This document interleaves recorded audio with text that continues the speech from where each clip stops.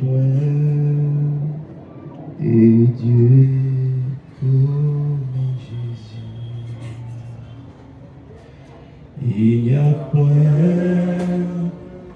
de Dieu comme Jésus. Il n'y a point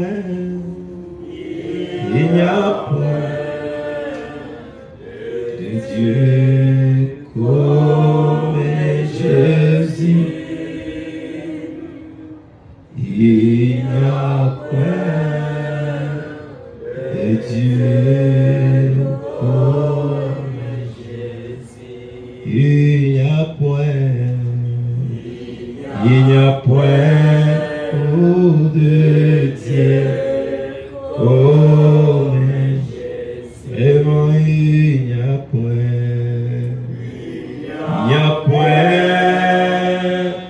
de Dieu comme Jésus. Il n'y a point de Dieu comme Jésus. Il n'y a point de Dieu comme Jésus. Père Céleste, il n'y a point de Dieu comme toi, Seigneur. Avant toi, il n'y a point de Dieu, et après toi, il n'y en aura point, Seigneur. Car tu es le même hier, aujourd'hui et éternellement. Et ça nous réjouit de savoir que tu n'as pas changé, Seigneur, parce que nous aimons ce que tu as fait autrefois. Et nous savons qu'étant le même, tu vas encore le refaire pour nous ce soir. Parce que s'il n'a pas de favoritisme, Seigneur, tu as dit tu n'es pas un Dieu qui nourrit un peuple et laisse un autre mourir de faim. Tu prendras soin toujours de sien, Seigneur. Alors que nous sommes réunis ce soir pour partager ta parole, nous avons vraiment besoin de toi, Seigneur, pour que tu puisses nous éloigner, Seigneur Jésus-Christ, des choses du monde et prendre nos pensées, les fixer sur Christ, qui est le chef et le consommateur de notre foi. Et que nous quittions ici, Seigneur, encore une fois, plein feu, Seigneur, plein de ta grâce, plein de ta puissance, plein de ta révélation, Seigneur, car tu as dit la révélation de ta parole est claire et donc de l'intelligence au simple. Qu'il te plaise de nous donner la révélation, Seigneur, pour que nous puissions vaincre toutes les portes des séjours de mort. Nous comptons sur toi pour cela, Seigneur. Ouais, ta parole que nous allons lire maintenant, pour que ceci puisse, oh Dieu, être interprété comme Madame l'a interprété, Seigneur. Nous voulons une interprétation prophétique de ta parole par ta grâce. Nous comptons sur toi pour le faire, car nous le demandons avec foi au nom du Seigneur Jésus-Christ. Amen. Nous allons lire dans Matthieu chapitre 16. C'est là où nous sommes en train de lire toujours. Matthieu chapitre 16. Verset 13. Jésus étant arrivé dans le territoire des Césarées de Philippe, demanda à ses disciples, qui dit-on que je suis moi le Fils de l'homme? Ils répondirent, les uns disent que tu es Jean-Baptiste, les autres Élie, les autres Jérémie, ou l'un des prophètes. Et vous leur dit-il, qui dites-vous que je suis?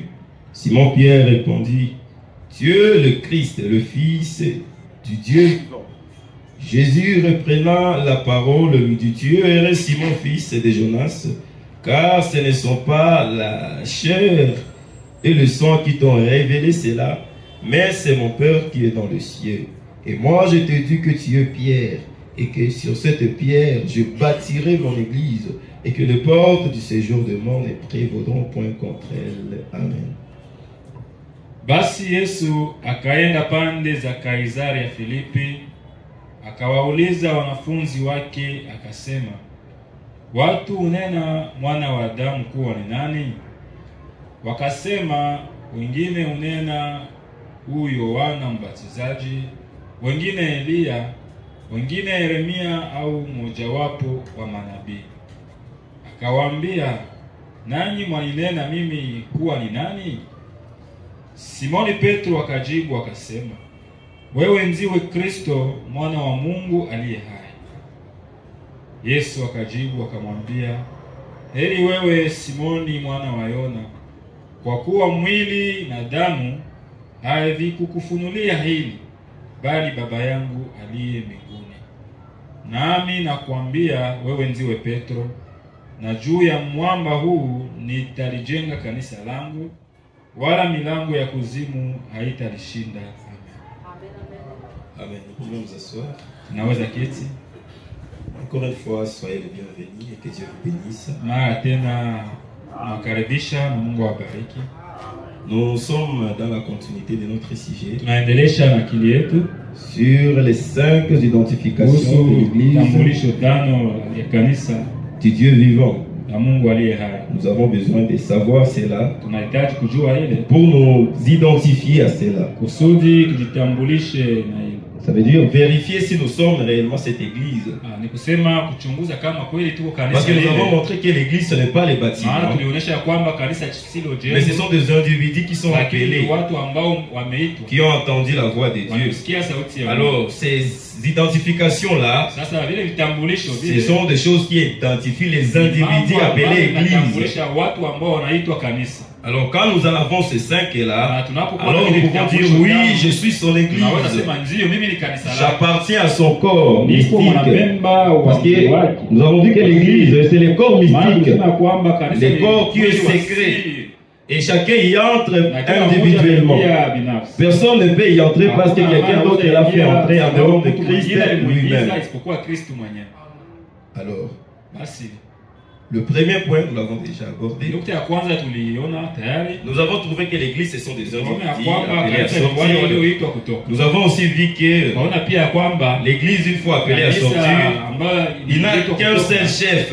ina bwana mkuu mmoja tu. Et le chef de l'Église, Na mkuu wa kanisa ce n'est pas un pasteur, si mchungaji ce n'est pas fulani un prédicateur, wala mhubiri fulani, mais c'est Christ lakini lui-même. Kristo mwenyewe. Donc, si tu es l'Église du Dieu Kama vivant, wewe ni kanisa la Mungu aliye hai, tu dois traiter avec Christ unapaswa tumika na Kristo personnellement. binafsi. Et personne d'autre ne doit le faire à ta mwingine place. ambaye ataifanya kwa nafasi yako. Alors je vais lire cette citation, j'avais Sinasoma hii oublié shairi nilisahau dans kusoma les ndani ya Mhubiri le 7 Sceaux, chapitre, paragraphe 355. Mihuri 7:360. Alors on dit, souvenez-vous, Brana anasema kumbukeni, permettez-moi de vous exhorter encore. niruhusu kuwaonya tena. Ne dites merci à absolument personne. Usimwambie mtu yoyote Ne akisema, dites pas, ne pensez pas qu'un wala usiseme ya prédicateur kwamba mhubiri fulani ou quelque chose, kitu un fulani, homme mortel, mwanadamu fulani qui est quoi que ce soit de bon en lui. awe na kitu kizuri gani Parce que ce ndani n'est yake. pas le cas. Maana haiko Peu vile, importe qui c'est, haizuri yeye ni il nani. n'y a rien de bon dans Hakuna aucun kitu homme, kizuri c'est ndani vrai. ya binadamu yoyote. Il y avait tout un temps de, s'il y avait tout un temps de trompette Kama kungekuwa baragumu posée ici, ambayo imewekwa hapo, et que l'une d'elles devrait na moja jouer ya tarumbeta zile une pigwe, certaine musique, muziki fulani, c'est l'homme. ni mwanadamu. Ces trompettes, Baragumu ile elles ne mettent absolument aucun son. haipaze sauti C'est l'homme qui peut sonner de la trompette. Mwanadamu ndio anaweza. C'est lui qui sait ce qu'il va faire. Yeye ndio anajua Tu prends la trompette, anachukua tarumbeta. la trompette n'a rien à y avoir. Baragumu haina kitu ya kufanya. Les sons viennent de l'intelligence qui est derrière, c'est vrai. Inatoka ndani ya akili ambayo. Donc toutes les trompettes sont pareilles. Sema baragumu zote ni sawa sawa. Tous les hommes sont pareils. Tous les chrétiens sont pareils. Il n'y a pas de grands hommes parmi nous. Nous ne sommes pas de grands hommes, de grandes femmes. Nous sommes tous des frères et des sœurs. Tous pareils, dans la même catégorie. Aucun grand parmi nous. Quelqu'un ne peut pas se faire plus grand qu'un autre. Nous n'avons absolument rien à y avoir. Non, messieurs, nous sommes tous des êtres humains, c'est tout. Ne cherchez pas à interpréter les choses. Donc, voilà montre que nous sommes comme des trompettes. Des trompettes, on les fabrique, on peut les poser à un endroit. Peu importe la manière dont les trompettes sont fabriquées, aucune trompette ne peut dire moi je sais bien jouer que les autres. Il dit c'est l'homme qui va prendre la trompette et souffler dans la trompette qui va donner de la valeur à la trompette. Il dit si vous laissez la trompette elle-même là-bas, et ne servira à rien du tout. Il dit, les hommes seront aussi pareils comme ça. Ce qui fait la différence, ce n'est pas l'homme. C'est Dieu qui entre dans l'homme et qui le transforme. Mais en un mot, nous sommes tous les mêmes. Il n'y a pas de grands parmi nous. Il n'y a pas de petits parmi nous. Nous sommes tous les mêmes. Et Dieu est le chef de nous tous. Et c'est lui qui doit œuvrer dans chacun de nous pour donner de la valeur à ce corps de chair que nous portons. Mais si Dieu n'œuvre pas au travers de nous ou à l'intérieur de nous, personne ne va dire qu'il est meilleur. Donc nous ne pouvons rien faire sans lui. Comme des trompettes ne peuvent donner aucun son sans quelqu'un qui va trompeter à l'intérieur. Ainsi les hommes ne peuvent servir à rien, à moins que Dieu ne puisse les utiliser. Alors nous avons besoin constamment de rester dans la présence de Dieu, afin que nous puissions être utiles. Parce que notre utilité, c'est quand Dieu se sert de nous. Mais si Dieu ne se sert pas de nous, nous ne sommes rien et nous ne valons rien. Et quand Pierre a compris cela, il a dit, à qui d'autre irions-nous? Il n'y a que toi qui as le parole de la vie. Alors si quelqu'un n'arrive pas à comprendre que sans Dieu, il n'a pas de valeur, il ne peut pas servir à quelque chose. Et il ne peut pas aller loin avec Dieu. Si tu penses que tu peux servir à quelque chose par toi-même, alors tu ne peux pas être utile. Mais quand nous comprenons que nous ne sommes rien et que nous ne valons rien sans Dieu, c'est alors que nous le cherchons de tout notre cœur. Parce que nous comprenons que si je ne trouve pas ce monsieur, ma vie n'a aucune valeur. La valeur que nous avons, c'est Christ que nous portons. Mais si nous ne le portons pas, alors nous n'avons aucune valeur. Et si nous pensons pouvoir servir à quelque chose en dehors de lui, alors nous ne pouvons pas les recevoir. Parce que pour les recevoir, il faut les chercher. Pas n'importe comment, mais les chercher de tout notre cœur. Celui qui cherche Dieu, il ne le cherche pas comme celui qui cherche l'argent. Comme je l'ai dit souvent, nous pouvons chercher l'argent et nous ne trouvons pas l'argent, mais nous allons chercher des légumes, on va manger. Et les jours vont passer. Mais on ne peut pas manquer Dieu et le remplacer par quelque chose d'autre. Donc si tu ne trouves pas Dieu, tu vas mourir. Tu peux manquer l'argent et vivre. Il y a des gens qui ne connaissent même pas l'argent. Il y a même des époques où l'argent n'était pas connu. Les gens savaient qu'ils vont cultiver, ils vont manger. C'est fini. Ils vont échanger avec les autres et la vie va continuer. Mais Dieu, nous devons comprendre que c'est lui qui donne sens à l'existence. Et c'est lui qui dirige notre avenir. De manière à ce que sans lui, nous ne pouvons rien faire et nous n'avons aucune valeur. La valeur d'un chrétien se mesure, comme Frère Branham l'a dit, pas par le muscle qu'il a. Il a dit, oui, vous voulez voir un homme, ne regardez pas ce muscle, ne regardez pas l'argent qu'il a dans la banque. Il dit, regardez seulement les traces qu'il y a sur ses genoux. Et là, tu vas dire, ça c'est un homme. Mais quand tu vois, il n'y a rien là-bas, il n'y a rien alors dans lui. Parce que notre capacité, ça découle de Dieu. Et plus nous avons la capacité de rester dans sa présence, plus nous sommes de meilleurs. Parce que c'est sa présence qui nous transforme. Voilà pourquoi la présence de Dieu doit être notre lieu où nous vivons. Nous devons vivre dans la présence de Dieu. De la même manière qu'un poisson doit vivre dans l'eau, nous devons aussi vivre dans l'eau de la parole.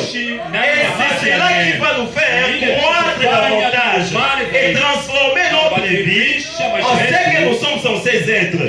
Alors nous devons prendre la parole de Dieu sans modération. Prier sans modération. Comme Frère Branham l'a dit, nous pouvons manger avec excès, nous pouvons conduire les véhicules avec excès, mais il dit gari kwa Nous ne prierons jamais assez. lakini anasema utaombaka Il dit, kutaambusha cette fois-ci, j'ai prié avec excès. Non. Il dit, avec la prière, jamais ne prierons beaucoup. maombi ataombaka sana. Cette fois-ci, c'est assez. Non, non, Anasema non. raha inatosha. Alors, nous devons cultiver cette vie. Basi tunapashwa Si nous ne cultivons pas cette vie-là, kufanya ile kwa kawaida yetu, ile maisha ya kawaida. si nous ne cultivons pas cette vie-là, Na kama hatuna nous ile ne tabia pouvons pas ile, progresser. hatuwezi songa mbele. Venir à l'église, c'est une bonne chose. Kuja kanisa ni kitu kizuri. Mais adopter une vie de prière, une vie de lecture de la parole, une vie dans la présence de Dieu, c'est ce qui transformera le peuple de Dieu. Mais quand notre relation avec Dieu se limite par le fait d'aller à l'église, c'est déjà un problème. Mais si nous quittons l'église, mais nous quittons avec la présence de Dieu, qui nous amène à cultiver davantage cette présence, nous amène à chercher davantage de connaître sa volonté, qui nous amène dans une vie de consécration, une vie de méditation, une vie de repentance. Et nous n'avons pas besoin que quelqu'un nous le rappelle. Mais nous comprenons que notre vie en dépend. C'est ce qui produira à nous les caractères de Christ. La brèche, paragraphe 130. Il dit, le monde n'a jamais été aussi perverti qu'aujourd'hui. Les jeunes sont la cible principale du diable. Principale. Ya kwanza, ok. C'est principal. Le monde n'a jamais été aussi perverti qu'aujourd'hui. Depuis que le monde est monde. Le monde n'a jamais été perverti comme il est aujourd'hui. Depuis que le monde est monde, le péché n'a jamais atteint le niveau qu'il est en train d'atteindre aujourd'hui. Depuis que le monde est monde, le diable n'a jamais déversé assez de ses attaques sur les hommes comme il est en train de le faire aujourd'hui. Le monde n'a jamais été aussi perverti qu'aujourd'hui. Les jeunes sont la cible principale du diable. Mais Dieu fait les jeunes forts, remplis du Saint-Esprit, qui tiennent ferme. Amen. Dieu veut quoi? Des jeunes forts, remplis du Saint-Esprit, qui tiennent ferme. Voilà les petits que nous avons lus ici. Il dit, les séjours de mort ne prévaudront pas contre elles. Prévaloir, ça veut dire quoi? Lutter et vaincre. Ça veut dire les séjours de mort ne vont pas lutter contre cette église et arriver à vaincre cette église. Mais le séjour de mort va lutter quoi? Donc nous devons savoir en tant qu'église, et c'est pas Madame qui le dit, il dit toutes les armes de l'enfer, quand vous choisissez de suivre le Seigneur, sont braquées sur vous. Et il dit, beaucoup de gens pensent que non, moi je vais devenir chrétien et tout va s'arranger. Il dit c'est faux, c'est faux. Il dit on vous trompe. Quand vous devenez chrétien, c'est là que le diable en déverse tout sur vous. Si c'est attaqué une fois, tu choisis de devenir chrétien, il multiplie alors les attaques pour voir si tu vas tenir exactement comme tu es en train de le prophétiser. Alors frère Branham me dit, à ce moment-là, nous devons être bien armés. Bien armé, afin de pouvoir lutter contre les attaques de l'ennemi. Parce que le diable, lui, il va nous attaquer. Il n'a pas seulement la promesse de nous vaincre. Si et seulement si, nous sommes en Christ. Mais en dehors de Christ, il ne faut même pas penser que tu vas vaincre le diable. C'est impossible. La seule possibilité que nous avons pour vaincre l'ennemi du diable, c'est d'entrer en Christ. Et quand nous entrons en Christ, nous ne venons pas simplement nous poser là-bas. Non. La Bible dit, et c'est pas vraiment qu'il explique correctement disant, il y a une différence entre être posé et être planté. Et quand nous venons ici, ce n'est pas pour nous poser là-bas, c'est pour planter, c'est pour être enraciné. Afin que quand les obstacles vont venir, quand les attaques vont venir, venir, que nous puissions être aussi capables de tenir. Et la seule manière d'y arriver, c'est d'être loin du Saint-Esprit, le Saint-Esprit de Dieu, afin de résister contre les attaques de l'ennemi et les vaincre. Dans les cas contraires, même si nous avons une bonne volonté, la bonne volonté ne suffira pas dans cet âge. La bonne volonté ne vaincra pas l'ennemi dans cette période. Nous pouvons être remplis d'une bonne volonté, mais si nous n'avons pas Christ dans le cœur, certainement que nous allons céder. La seule manière de vaincre, c'est au-delà d'avoir une bonne volonté, recevoir l'esprit de Christ. Et ça, nous devons le chercher le plus rapidement possible. Le plus rapidement possible. C'est quelque chose que tu dois savoir. Si je n'ai pas ça, je dois chercher ça. Nous avons dit, peu importe ton enseignant de la parole, si tu n'as pas le Saint-Esprit, les bons enseignements là ne vont pas t'aider à un niveau. À un moment donné, tu vas oublier même tout ce qu'on t'a dit. Tu vas commencer à faire des bêtises. Voilà pourquoi nous devons nous concentrer en nous rassurant que nous l'avons déjà. Alors, ça c'est le troisième message de l'Église. La repentance, le baptême, dans le nom du Seigneur Jésus-Christ, et être rempli du Saint-Esprit. Le 5 identification, paragraphe 117. Bon, et l'Église doit aussi enseigner le baptême. Elle doit être baptisée. C'est la commission. Jésus a dit ceci ici dans Marc et Sœurs. Nous allons simplement nous y référer. Celui qui aura crié et qui aura été baptisé sera sauvé. Croyez d'abord. Croyez d'abord. Ensuite, soyez baptisés pour la rémission de vos péchés. Et vous recevrez le don du Saint-Esprit. Et le Saint-Esprit viendra aussi. Sera un enseignement de l'Église. En effet, Jésus a dit dans Luc 4:49, c'est tout près de nous. Alors prenons-le donc. Une petite seconde. Le verset 49. Nous avons lu le verset 46 et 47. Regardez le verset 49. Et voici, moi j'envoie sur vous la promesse de mon Père. Mais vous demeurez ou attendez. Demeurer, ça veut dire attendre dans la ville de Jérusalem jusqu'à ce que vous soyez revêtus de puissance d'en haut.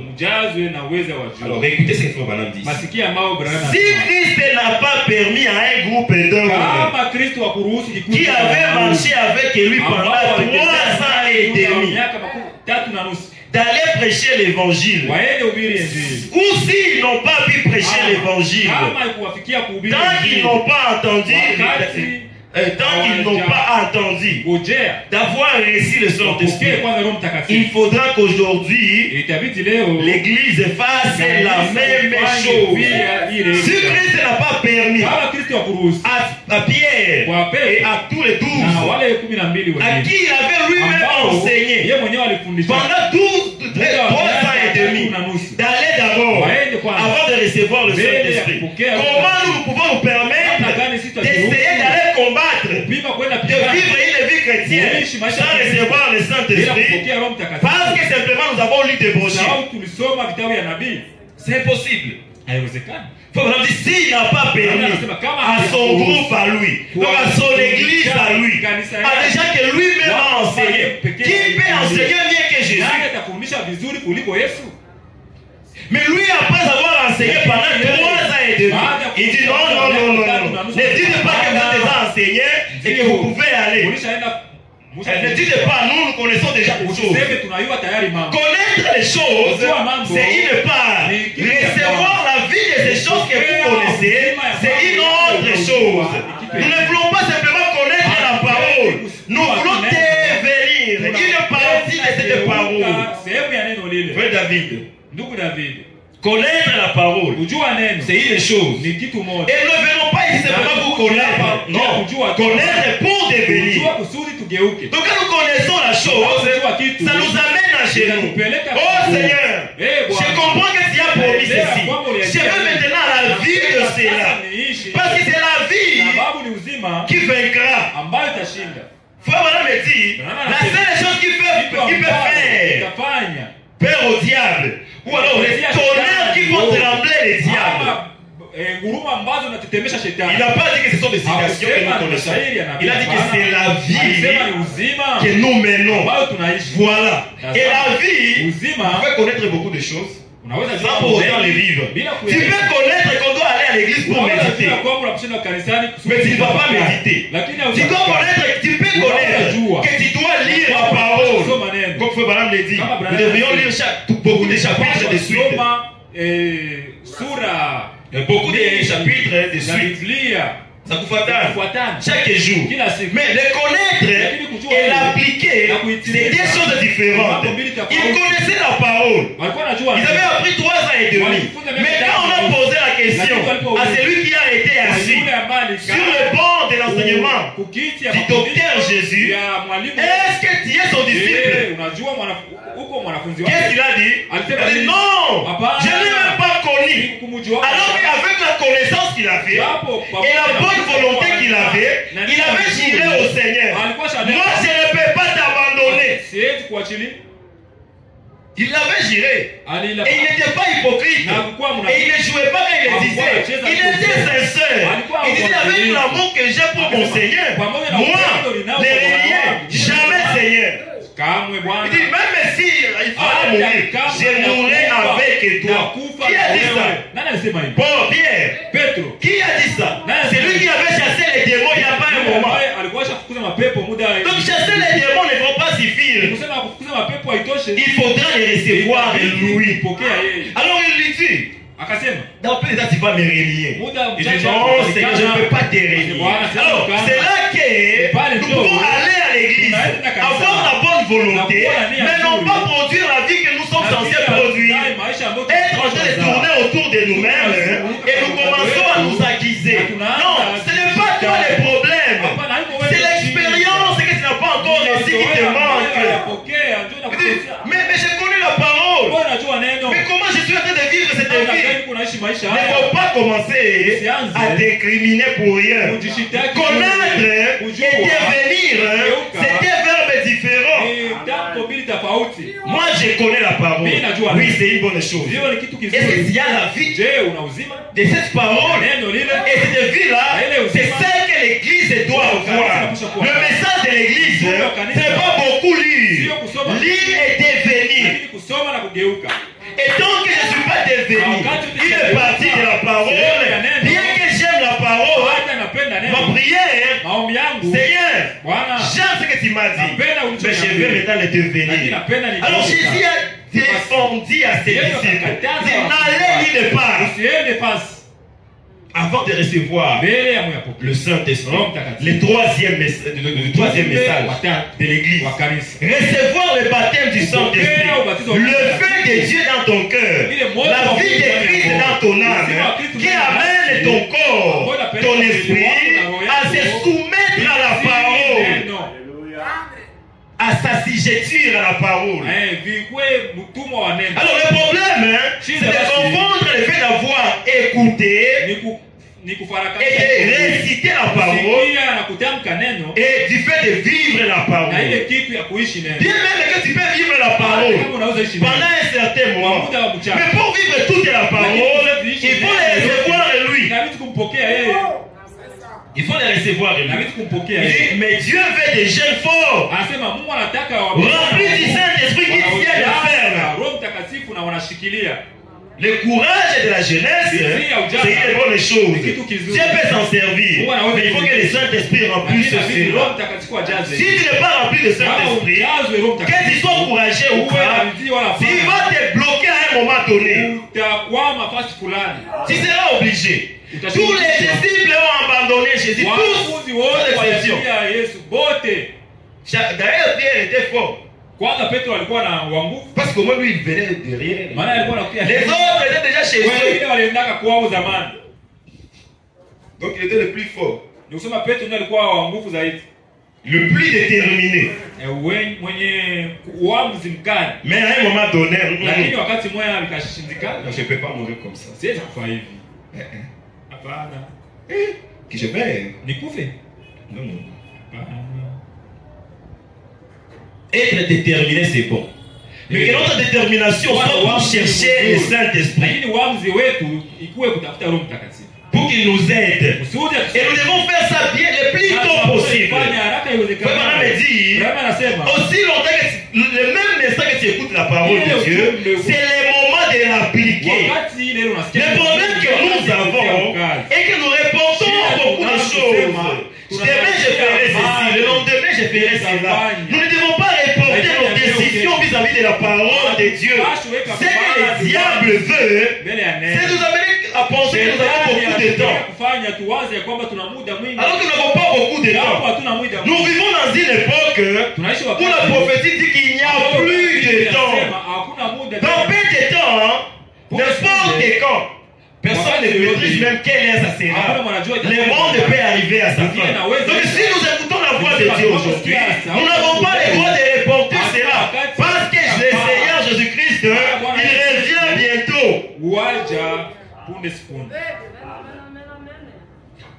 Les signes qui ont été prophétisés devraient même nous motiver. Nous sommes dans l'âge de l'œuvre rapide, où nous devons vraiment mettre de la vitesse dans notre manière de chercher Dieu, dans notre manière de servir Dieu, dans notre manière de nous approcher de Dieu. Nous devons mettre de la vitesse, nous devons ajouter de l'énergie, parce que nous n'avons pas le temps de perdre encore. Nous n'avons pas. Bien même que peut-être nous avons encore à vivre 10 ans, si nous avons la force en nous, mais il se pourrait que le monde ne va plus faire 10 ans. Alors on ne peut plus compter sur notre âge. Nous devons compter plutôt sur l'heure qui nous reste. Et la Bible dit, si vous voulez savoir quelle heure il est, vous avez déjà appris. Regardez à Israël. Il a prophétisé. Il a dit quand le pape sera venu des États-Unis d'Amérique, il dit l'écuménisme va serrer service. Et à ce moment-là, quand les choses sont en train de se faire, nous n'attendons pas que ça s'accomplisse. Nous nous préparons pour que l'accomplissement de la prophétie ne nous raconte pas et ne vient pas prêt. Alors quand nous venons à l'église ici, et on crie au message de l'air, nous ne devons pas venir comme les gens qui veulent aller dans des dénominations. Ils n'ont pas toutes les informations. Mais nous avons les informations. Et si réellement nous les avons, et que nous croyons que ce prophète est sérieux, cela devrait normalement changer notre manière de voir les choses. Quand à Daniel avait cru que les prophètes qui l'avaient précédé étaient sérieux et qu'il avait lu la prophétie et qu'il voyait qu'ils étaient à la dernière semaine, sa vie a montré qu'il croit. Il a commencé à commencer les gènes. Il n'a pas attendu que son église lui dise allons gêner. Non. Lui-même, connaissant les prophéties, connaissant que les prophètes ne peut pas mentir, il s'est pris, il s'est mis à agir différemment. Il a dit non, je n'ai plus de temps. Moi, je dois commencer à prier, je dois commencer à me consacrer, je dois commencer à gêner, parce que réellement, il n'y a plus du temps. Alors, quand nous venons à l'église, en lisant les prophètes, tous ceux qui lisent réellement les prophètes, ils doivent être réellement en action. Tu ne peux pas attendre que la maison puisse prier pour faire sortir les effets. Faire sortir les effets. Non. C'est quand la maison est en train de pouvoir prendre feu, si tu es sérieux, c'est là que tu vas commencer à faire sortir les effets.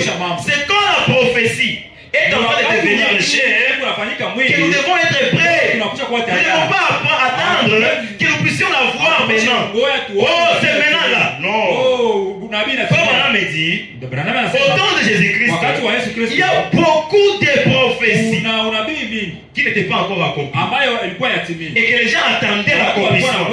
Quand Jésus est monté sur la croix, il était à 3 heures. Beaucoup de prophéties se sont accomplies. C'était prophétie sur prophétie, prophétie sur prophétie. Alors que les gens attendaient ces prophéties-là, ils savaient que tout ceci c'est dans 3 heures.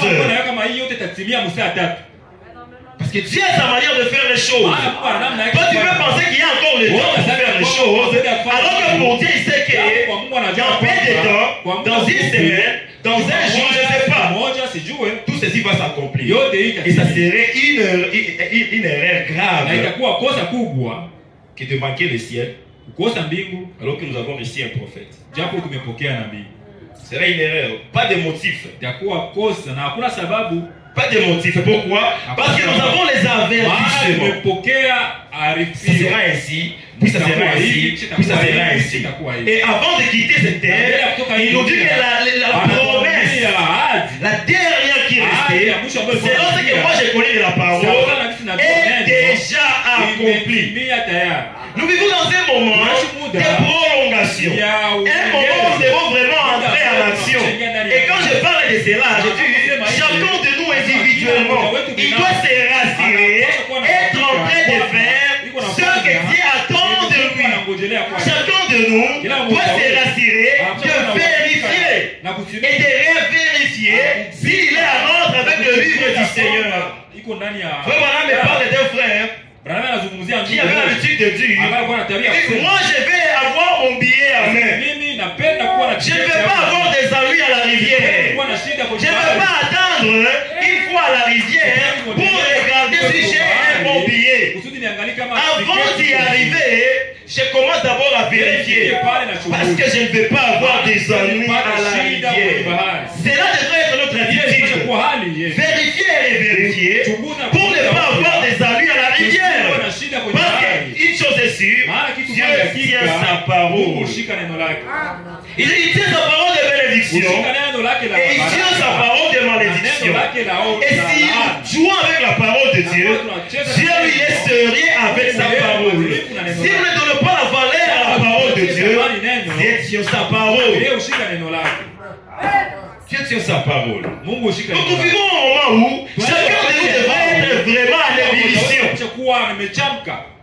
Ce n'est pas le moment où quelqu'un peut venir, c'est pas pour s'asseoir, peut-être même pour dormir, sans pour autant comprendre que sa vie en dépend.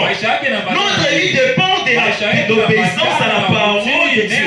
Alors s'il y a un moment où nous devons être attentifs, c'est quand nous jouons les bandes du prophète, c'est quand nous écoutons la parole à l'église. Ça devrait être le moment le plus sérieux, le moment le plus sacré, le moment le plus important de notre vie. Pourquoi? Parce que c'est là que nous devrions prendre des décisions.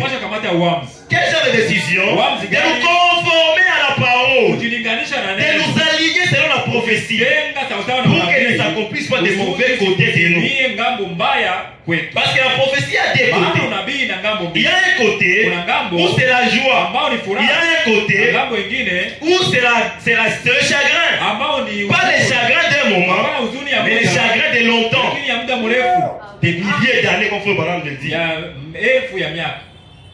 Alors, quand nous lisons la Bible, si réellement nous croyons que la Bible est vraie, ça doit nous amener à vivre différemment. Quand nous lisons les prophètes, aujourd'hui, ça doit nous amener à passer à l'action. À nous dire, Seigneur, comme Branham l'a toujours dit, la seule occasion que nous avons pour servir le Seigneur, c'est aujourd'hui.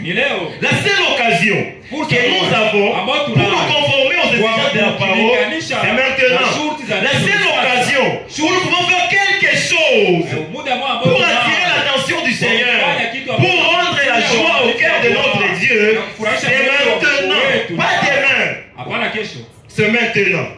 La seule occasion que nous avons de le servir, c'est dans cette échelle ici. Et nous ne savons pas que nous y sommes pour combien de temps. Alors chaque instant que nous venons, nous devrions être les gens le plus sérieux, le plus attentif.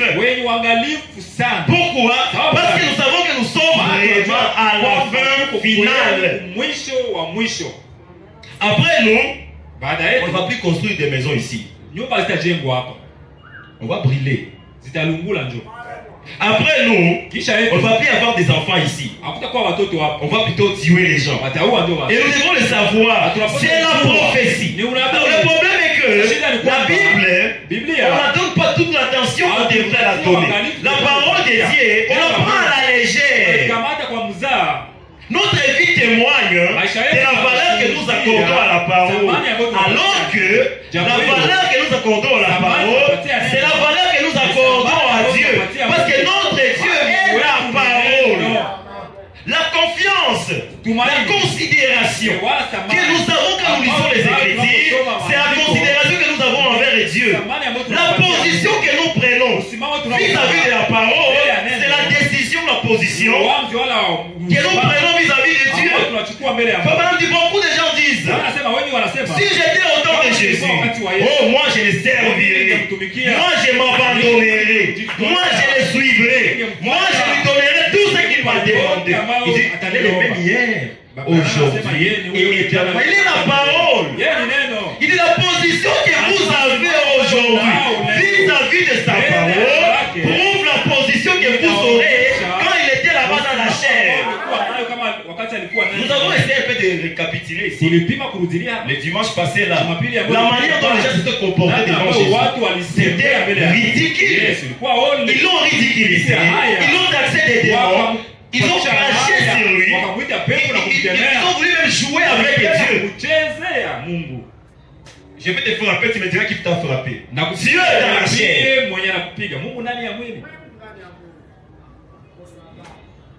Je vais te frapper. Donc jouons un jeu.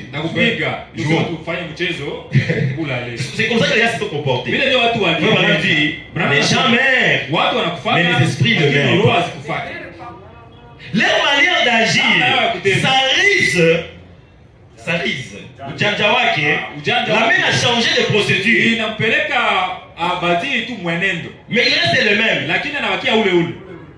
Il ne change pas de nature. Mais il change de forme. Il est comme Dieu.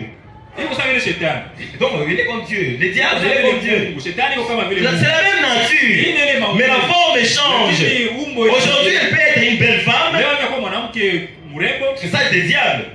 Ça peut être simplement un bon téléphone. Ça peut être une bonne application. Mais c'est le diable. Il change simplement des risques. L'attention du diable a été toujours de captiver l'attention humaine de manière à ce qu'elle soit apaisée quand elle est exposée à la parole divine. C'est ça toujours la tactique du diable. Captiver notre attention. Parce qu'il sait que la parole de Dieu exige notre attention. Alors ce que le diable veut, c'est simplement prendre ton attention. S'il a déjà pris ton attention, même si tu vas à l'église, tu n'es pas dans l'église. Même si tu lis la Bible, tu ne lis pas la Bible. J'ai vu souvent à la prière en famille. Vous lisez la Bible et puis vous demandez à quelqu'un qu'est-ce que tu as écouté. Il a lu, il avait la Bible, il lisait. Pas que tu as lu pour lui. Toi, lui aussi est en train de lire. Et puis j'ai lu moi à haute voix souvent quand on fait la prière en famille. Chérie, je ne sais pas que tu es témoin de ça. Et puis tu dis, qu'est-ce qui a été dit? Je ne sais pas. Le problème, ce n'est pas lire, le problème, c'est l'attention quand tu lis. Alors, quand le diable a pris ton attention, tu peux être là, les autres sont en train de prier. Et toi aussi, tu ouvres la bouche, tu es en train de parler, mais tu ne pries même pas. Si on te pose la question, qu'est-ce que tu as prié? Tu ne sais pas. Si tu ne sais pas ce que tu as prié, comment tu seras exaucé? Et comment tu seras déjà exaucé? Parce que tu ne connais même pas ce que tu as prié. Vous posez toujours des questions. Moi, je suis toujours comme ça. J'aime être un peu vigilant. On entre à l'église, on pose la question. Après, on a lu quel verset? Et puis, ce n'est pas que c'est la première fois que vous l'avez lu. C'est un sujet qui date de 2 semaines. Mais on lui pose la question. Quel verset on a lu? Il ne sait pas. Tu vas penser, oh, peut-être sa mémoire est faible. Ce n'est pas la faiblesse de la mémoire. Montre-lui un film. Pose-lui la question après 2 mois. Qu'est-ce qui a été dans ce film? Il va te raconter de A à Z. Le problème, ce n'est pas la mémoire. Le problème, c'est l'attention que le diable a déjà captivée de manière à ce que la parole de Dieu n'a plus son effet. Et c'est ce que Frère Branham me dit. Il dit, la télévision aura une plus grande influence sur les gens. Qui est l'évangile? encore. La télévision. Et quand on parle de la télévision aujourd'hui, ce n'est plus l'écran là-bas, non. Ça devient le smartphone aujourd'hui. Ça, c'est aussi une télévision aujourd'hui. Un téléphone. Vous avez plus qu'une télévision dans un téléphone. Alors il dit, ça aura des impacts sur les gens. Demandez avec l'évangile ne va pas rivaliser. Il peut dormir en prière en famille, mais il va chatter jusqu'à 0 heure. Dis-moi, quel sommeil? Et non seulement il était fatigué. Mais pourquoi il n'est pas fatigué devant l'écran? Jusqu'à 0 heure, il est éveillé. Le problème, c'est son attention qui est déjà captivée. Je répète encore ceci. Ce que le diable veut, ce n'est pas seulement ta chair ou ta présence dans ses affaires. Il veut simplement ton attention. S'il a déjà captivé ton attention, même si tu vas à l'église, tu reviendras tel que tu es. Alors tu dois te demander, est-ce que j'ai encore mon attention? Est-ce que j'avais encore le dessus, la capacité de la gérer? Tu peux rester assis, parler pendant 2 heures, 3 heures, 4 heures, 5 heures. Mais tu iras à l'église, 5 minutes sommeil. L'attention. En réalité, ce sont des esprits. Mais le problème du diable, c'est que lui, il essaie de te montrer que c'est la fatigue. Mais pourquoi tu n'es pas fatigué jusqu'à ce que tu arrives là-bas? L'intérêt que tu as vis-à-vis de la parole, la compréhension que tu as des choses de Dieu, l'avantage que tu penses à résister, t'amènera à te comporter différemment. Et quand bien même tu auras une bonne intention, si tu n'as plus ton attention, tu dois réclamer cela. Il te faudrait réclamer cela. S'il faut gêner pour avoir cela, il commence à gêner. S'il faut commencer à payer, Seigneur, je ne fais pas ça, je ne fais pas ça. Et vous allez remarquer que ça devient comme un fléau. Comme une fois j'ai parlé avec le pasteur Gauthier, il a prêché ce jour-là. Il prêchait puissamment. Donc, et il donne des citations. Si il dit la citation, tu te sens vraiment au ciel. Mais quand tu regardes à côté, tu vois les frères en train de dormir. Alors je lui dis, est-ce que les gens comprennent ou ils ne comprennent pas? Comment quelqu'un peut dormir dans cette prédication? Et puis tu le vois, 1 jour, 2 jours, 3 jours, 4 jours, ça devient une habitude.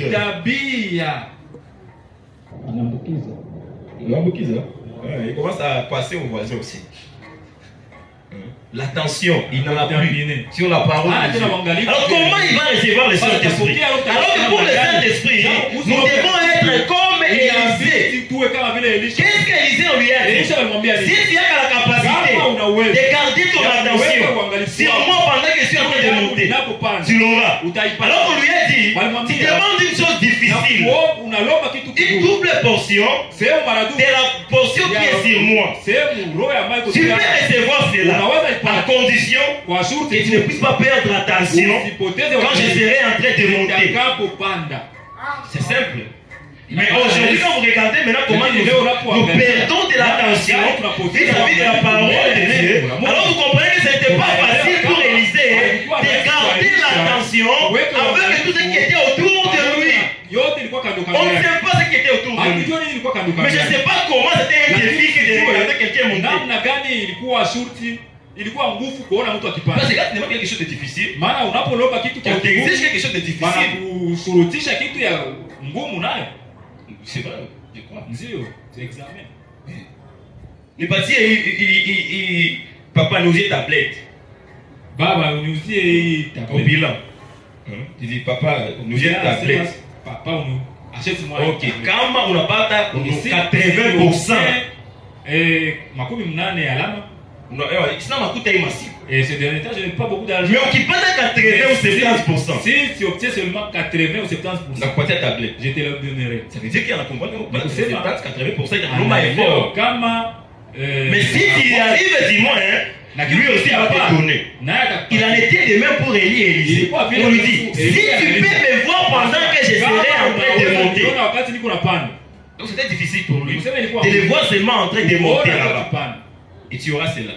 Si tu peux être capable de prendre la parole de Dieu, la mettre dans ton cœur et d'être influencé par elle dans cette génération dans laquelle nous vivons, de manière à être captive, et que ce soit le sujet de ta méditation, certainement que les surnaturels, tu vas les voir. Qu'est-ce que Frère Branham a dit? Il dit pourquoi les gens ne voient plus les anges aujourd'hui? Est-ce qu'il a dit parce qu'ils pêchent beaucoup? Non. Il a dit penser aux anges, que ton attention soit fixée sur les anges. Parler des anges, que ton attention soit fixée sur les dialogues et la conversation autour des anges. C'est vrai ça. Et là tu verras des anges. Mais si on dit maintenant qui voit des anges aujourd'hui? Si tu as dit j'ai vu un ange, tout le monde va dire tu as vu un ange. Alors que la condition est simple. Penser aux anges, parler des anges, tu verras les anges. Est-ce qu'il a dit jeûner, veiller, prier 10 jours, 1 jour et tu verras les anges? Non, penser seulement, prier et parler seulement. C'est simple. Mais on a difficile à les voir. On n'a pas de l'attention. Le diable sait qu'il veut en priorité c'est captiver ton attention. Et si tu veux d'abord te séparer avec les diables, tu dois lutter pour que tu retiennes ton attention sur la parole de Dieu. Les gens sont incapables de lire une brochure du début à la fin. Alors que les autres lisent des romans de 100 pages, 200 pages. Un jour terminé. Et puis ce n'est pas qu'il n'étudie pas. Il va à l'école, il a le temps de lire un roman. Il termine. Mais les gens aujourd'hui, tu lui donnes une brochure, il lit première page, deuxième page. Si quelqu'un veut dormir à l'église, c'est pas une brochure où c'est calme.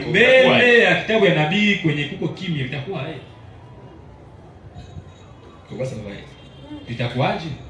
C'est là que vous verrez qu'il n'y a pas de progrès.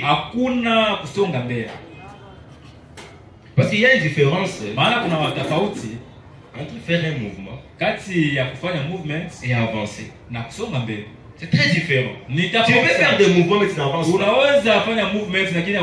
Tu es en mouvement. Celui qui te voit en mouvement. Il pense que tu vas quelque part. Alors que tu es là, tu es autour de toi-même. Tu es autour de toi-même. Tu entres en église, on s'attend à ce que quelque chose se passe. Parce que tu es en train de combien à moi? Alors que tu n'es même pas entré à l'église. Tu n'y étais pas. Et tu étais dans tes choses là. Amen. C'est ça le diable. Captiver l'attention des gens. De manière à ce que leur attention ne soit pas focalisée sur la parole de Dieu. Et à un moment donné, les gens pensent que c'est ça la normale des choses. Non, c'est faux. J'étais à l'école secondaire. J'ai vendu. J'ai terminé 2 brochures par jour. Et j'ai réussi aux études. Comment j'ai fait? Oui. Les matins, brochure à prendre, la soirée, la première brochure, le soir quand je rentre, la deuxième brochure. Et ça s'est terminé. Pas une fois, j'ai terminé Guadeloupe. Papa Gloire, c'est le papa de Gloire. C'est lui qui m'avait témoigné le message. Je n'étais pas assis dans l'église pour commencer, non. Il me voyait lire mon Nouveau Testament. Il m'a dit, tu as la Bible. Je vais te donner d'autres livres. Je lui ai dit, si ça parle de Jésus, je vais lire. Il m'a donné la première brochure. Il est repassé le soir, je vais déjà terminer. Tu as terminé? Je dis oui. Je vais commencer à t'amener 2. Le soir, il part avec et je vous dis, la parole de Dieu ne mange jamais. Tu ne peux pas beaucoup lire et beaucoup prier et ne pas voir Dieu. Impossible. C'est impossible. Tu lis beaucoup unasoma mingi et tu pries beaucoup na unaomba mingi et tu ne vois pas Dieu. na uone Mungu. C'est que frère Branham même en terre. Msema Branham msema bongo. C'est lui qui nous a donné le secret. Il Il a dit comment faire pour avancer dans les profondeurs. C'était simple, beaucoup lire et beaucoup parler. Les choses de Dieu sont simples. Mais pourtant dans leur simplicité, elles nous échappent. Beaucoup lire seulement. Et beaucoup prier. Nous avons beaucoup de motifs pour ne pas faire ce que la parole de Dieu nous demande de faire. Et pourtant, nous n'avons aucun motif pour nous mettre dans les bains des choses que nous ne devrions pas faire. Beaucoup de motifs. Je n'ai pas de temps. S'il y a des temps, on va. Qu'est-ce que tu fais avec le temps? 8 heures de travail, 8 heures de repos, 8 heures de loisirs.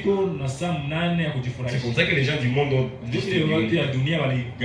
Alors, tes 8 heures là de repos, tu fais quoi avec? Ou alors tes loisirs plutôt. Oh non, je reviens à l'école, au travail ou à l'école, et tu es déjà fatigué, oui. Fatigué, oui. Mais tu as 8 heures de loisirs. Et quand bien même quelqu'un a beaucoup de choses à faire, pour avoir son attention sur le Seigneur, il adopte des stratégies. Parce qu'il lutte, c'est un combat. Il sait que je n'aurai pas le temps ici de prendre 1 heure de prière. Mais je vais demander la possibilité de sortir pendant 5 minutes. Et je vais m'enfermer dans les toilettes là-bas. Et je vais dire quelque chose. Parce qu'il veut réellement rester dans l'atmosphère. Il crée lui-même des procédés pour le faire. Il sait que je n'aurai pas la possibilité. Alors laisse-moi jouer les instrumentales ici. Comme ça, ça va me rappeler que je ne dois pas dire de n'importe quoi. Tu n'as pas le temps de prier, mais tu as le temps de parler. Donc on a dit à ma zambi comme ma zambi. Tu ajoutes péché sous péché. Comme la Bible dit, ajoutant l'ivresse à la soif.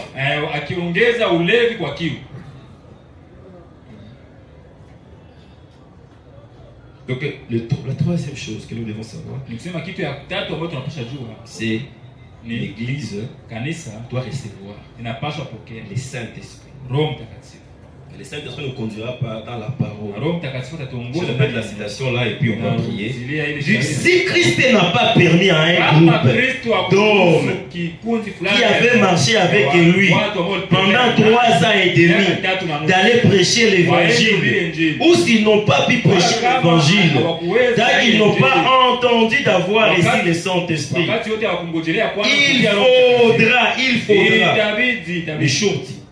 il faudra que l'Église d'aujourd'hui fasse la même chose. Attendre d'avoir reçu le Saint-Esprit. Il faudra qu'il en soit ici. Il faudra qu'il en soit ici, frère. Il faudra qu'il soit ainsi, ma soeur. Le monde n'a jamais été aussi perverti qu'aujourd'hui. Les jeunes sont la cible principale du diable. Mais Dieu veut des jeunes forts, remplis, qui tiennent ferme, remplis du Saint-Esprit et qui tiennent ferme. Voilà ce que Dieu veut. Voir, je lis encore dans ça, dans un prophète qui rugit devant. Et puis on va prier maintenant. Voir les jeunes femmes s'approcher à pleurant, la vie devant elles. Elles sont parvenues à un carrefour. Elles sont victimes de circonstances. Ils sont victimes de circonstances. Vous rendez-vous compte, vous les hommes âgés, que nos garçons sont 10 fois plus tentés que nous l'avons été quand nous étions garçons. Vous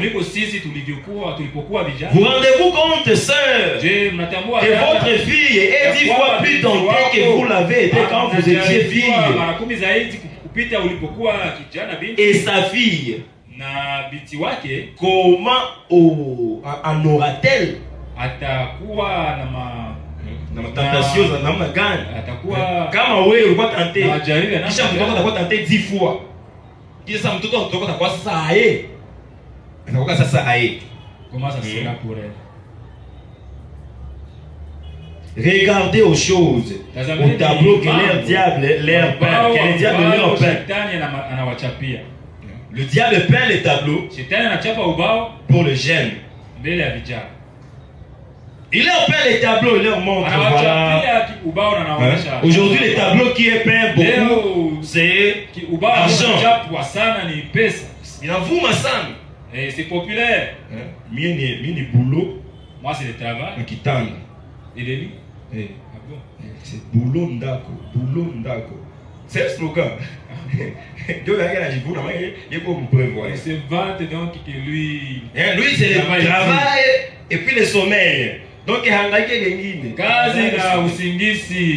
les autres choses ne les préoccupent pas. Et Dieu aussi. Ça. Moi je suis entrepreneur, moi je suis anangaika, tuko tatu franga, kiongea franga, kisha mwisho crise et tout. Finalement. Franga. En fait, le diable, il peut utiliser n'importe quoi. Il peut même utiliser l'argent pour résoudre ton Dieu. Quand tu te réveilles, tu penses à l'argent. Quand toute la journée, tu penses à l'argent. Oui, l'argent est utile. Mais l'argent n'est pas Dieu. Et Dieu n'est pas l'argent. Il dit, nous vivons à une époque où même on commence à mesurer la spiritualité de quelqu'un sur base du montant qu'il possède. S'il n'a rien, il n'a pas Dieu. Il dit alors que autrefois, les chrétiens, ils étaient plus parmi les gens qui n'avaient pas beaucoup d'argent. Mais aujourd'hui, tu n'as pas d'argent, tu n'as pas d'amis, tu n'as pas de communion, tu n'as rien. L'argent est devenu Dieu. Mais nous, notre Dieu, c'est la parole. Et rien n'a le droit de captiver notre attention puisque la parole. J'ai dit que rien. Il faut que quand je suis en train de travailler pour chercher l'argent, que je le fasse avec la parole.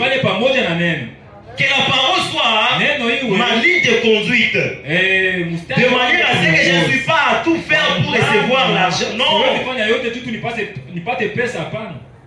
J'ai des limites. Et mes limites sont les limites de la parole. Ce n'est pas à cause de l'argent que je vais briser la parole. Non. L'argent ne doit pas être Dieu. Dieu n'est pas l'argent. Dieu c'est la parole. Et c'est ce qui doit prendre la première place dans notre cœur. Parce que le Saint-Esprit suivra toujours la parole. Nous devons prendre la parole de Dieu et en faire un dépôt dans notre cœur. Comme la Bible dit, parole sur parole. Mais aujourd'hui, la parole entre. Quand une autre vient entrer, ce qui était entré précédemment est déjà sorti. Donc ça devient parole seulement. Pas parole sur parole. Alors qu'il dit ça doit être parole sur parole sur parole sur parole. Ça veut dire si entendu aujourd'hui, tu prends cela, jusqu'à ce que devienne cher. Quand tu viens demain à l'église, ce n'est pas toi qui vas dire. Non, tu as encore la parole là dans ton cœur comme dépôt. Quand on y ajoute autre chose, c'est devient parole sur parole. Tu entres à la maison. Quand tu reviendras ici, ce sera parole sur parole sur parole. Et c'est ainsi que l'épouse est constituée par la parole. Vous faites de la robe et de la parole de Dieu. Et de la grâce de sa justice.